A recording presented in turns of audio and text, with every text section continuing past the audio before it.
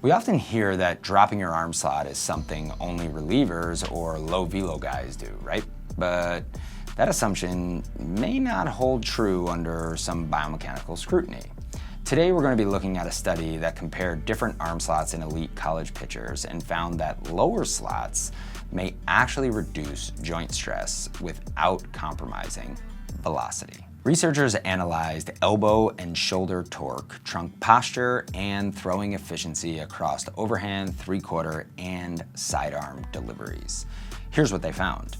Overhand pitchers had the highest elbow torque, 6.7 times body weight, while sidearm pitchers had the lowest at only 6% of body weight. So torque efficiency was also found, which is torque efficiency is velocity per unit of joint torque, was the highest in sidearm pitchers. Shoulder internal rotation torque followed by, well, it actually followed the exact same trend. More stress in overhand, less in sidearm deliveries.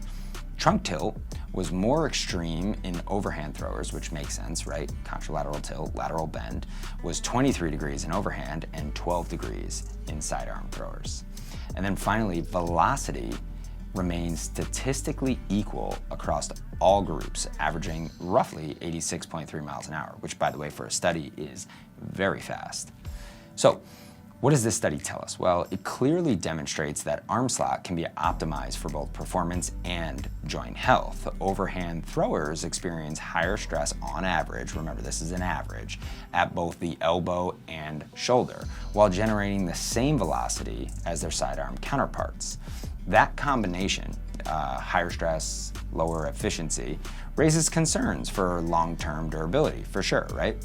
But mechanically, the reasons are probably pretty clear, right? Let's take a look at this. Overhand pitchers showed more lateral trunk tilt and greater forward flexion, increasing exposure to high stress on the joint angles, more movement. Sidearm pitchers stayed more upright and rotated more around the spine in like a transverse plane, reducing joint torque without sacrificing output.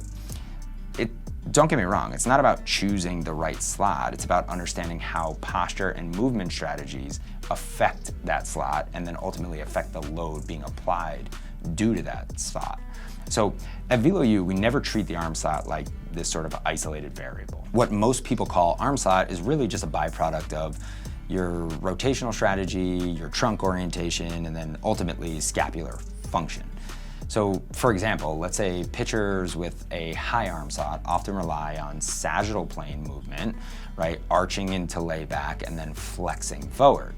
Lower slot throwers tend to stay more rotational, right? Using flatter trunk angles and having a more horizontal arm path. Well, we assess these movement, let's call it a movement signature, right? Before we ever consider really making a mechanical adjustment. We also evaluate scapular control, particularly upward rotation and posterior tilt. Higher slot guys are going to require a cleaner scapular motion. If an athlete lacks that, forcing a higher arm slot can lead to basically some compensatory patterns and potentially elevate stress. What this study does is it reinforces what we've seen in high-speed video and on force plates. Slot changes are not cosmetic. They shouldn't be treated that way. They are mechanical reflections of deeper movement strategies. We don't fit athletes into a mold, we fit mechanics to the mover. So let's close this out. If you're dealing with durability issues or inefficient output, arm slot may not necessarily just be the cause, but it can be a window into maybe where some of your other movements are not matching up.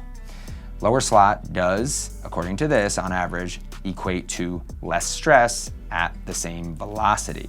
However, for some movers, that may not be correct, or you may have the trade-off of higher stress due to the inability to alter basically your trunk mechanics and rotational strategies.